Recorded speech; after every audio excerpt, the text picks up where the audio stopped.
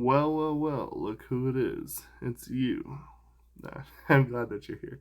And, well, I'm very excited for today because today is the first episode of the Friday Night Frightmare. And in a sense, you could say that it's brought to you um, by a Dreamcatcher because, well, we're reacting to their entire story arc of the Nightmare arc. And I found a couple of different little lists online, and I found a list that seemed to be one that most people agreed on, and we are starting with the origin arc, and that is this song called Fly High, and I'm pretty excited to check out what more that Dreamcatcher has.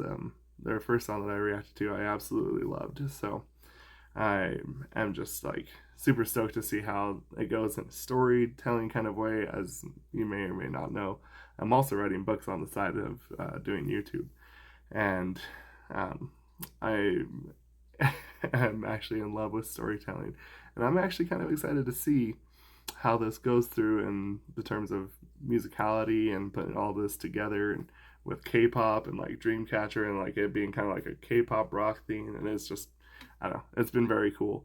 And well, without further ado, let's check out part one with subtitles.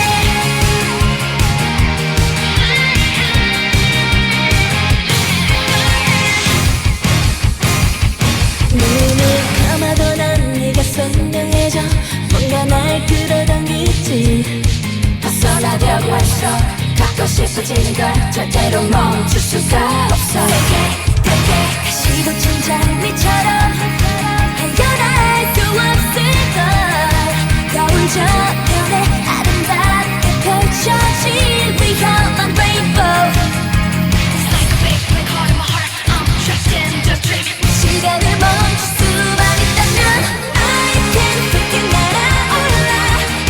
빛으로 가득 물들여 매일 밤 네 곁에 영원히 잠들 수 있게 I can make it 더 다가와 내 모든 꿈을 다 가져가 조용히 그 속에 숨어 널 데려갈게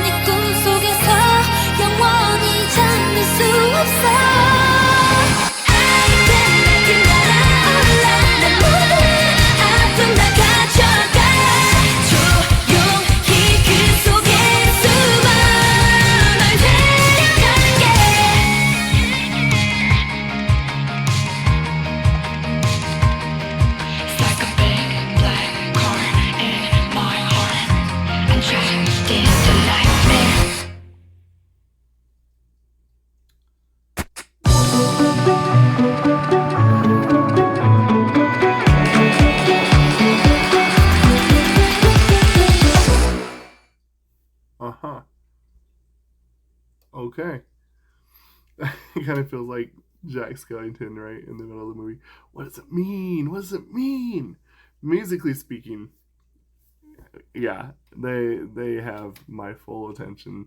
They have my full imagination. I feel like when I was listening to this music, it felt a lot like what I would hear in like a Castlevania esque kind of game, and that's like one of my favorite series of all time. So that's a good thing. But I I love the musicality of it, like the small little diddly diddly doos, and yeah, they do just a good job with the composition and how everything's going. There's my dog. And just the whole shebang. I just really, really liked how it was all put together. And as for the story it goes, I mean, obviously it's a very, very solid and yeah, a somewhat kind of basic start to how the story is. And of course, there's never anything wrong with basic. I think a lot of people get that mixed up, but it was effective in the storytelling, and it's definitely kind of leaves a lot to imagination, but also explains everything very clearly. And I almost want to go back through and like rewatch the whole thing and like look for Easter eggs. If there are Easter eggs in this video, um, maybe you can point them out to me because I love that kind of stuff, and I always consider myself to be a bit of a theorist. With kind of in the same vein as like Matt Pat or some of the other fun reaction channels that have theories behind stuff, and I'm sure that this is no different.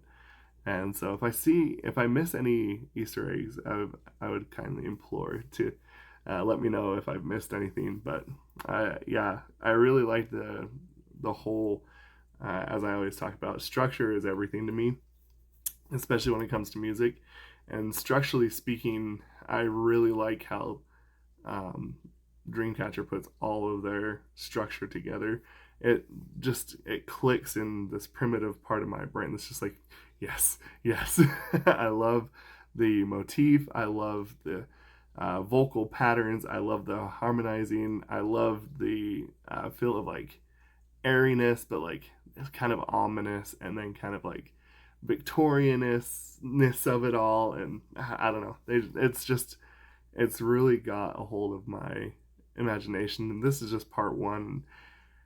I think that there's just so much that can be explored from here on out, and I can't really honestly wait till we get the whole thing. And I'm gonna go back through after I record all the parts, and I'm just gonna binge watch all of it myself and just see what I can pick up that I might have missed. Look for those Easter eggs if you're willing to help me, of course. And I mean, I'm just gonna enjoy the ride because they're phenomenal musicians. And if I remember correctly, one of the director was someone that's in the band. If not, you can correct me. And I'm just so fascinated with how this can go. I mean, I never heard of this kind of storytelling in music before. Like, I mean, there is like concept albums and prog bands that kind of like weave stories in like poetry, but not anything really like this that I feel like, at least to this degree.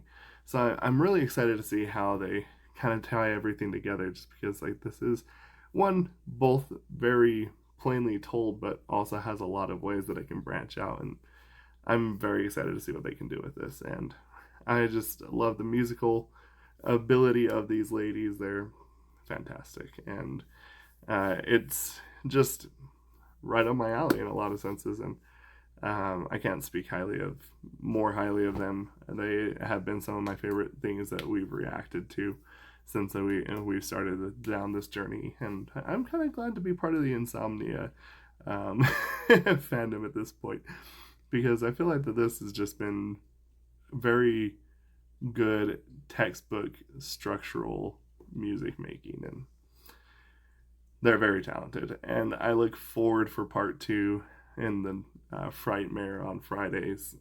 And I hope that you join me along the way in this. And I'm just very excited. I don't know what more to say. Like, this is just some of the most classic and best writing that I've heard in a long time when it comes to music.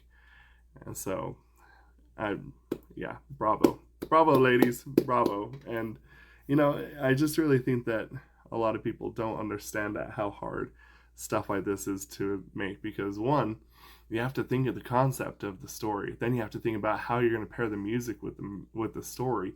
Then you have to kind of like figure out how you're going to connect it all and how it's all supposed to work. And that is no easy task. And I applaud the imagination. And takes some serious discipline to be able to really nail down those details and make it all work in a almost like a musical.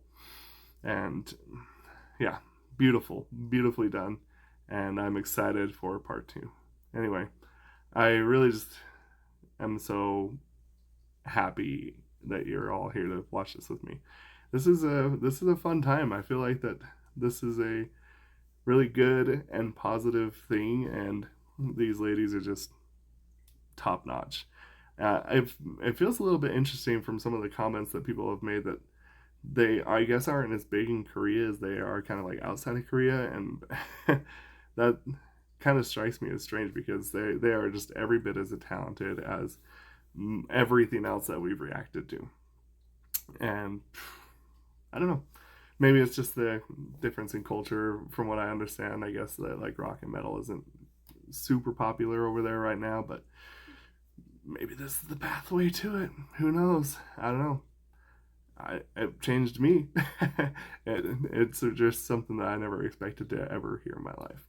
So, in any case, thanks again for joining me, and we will see you next Friday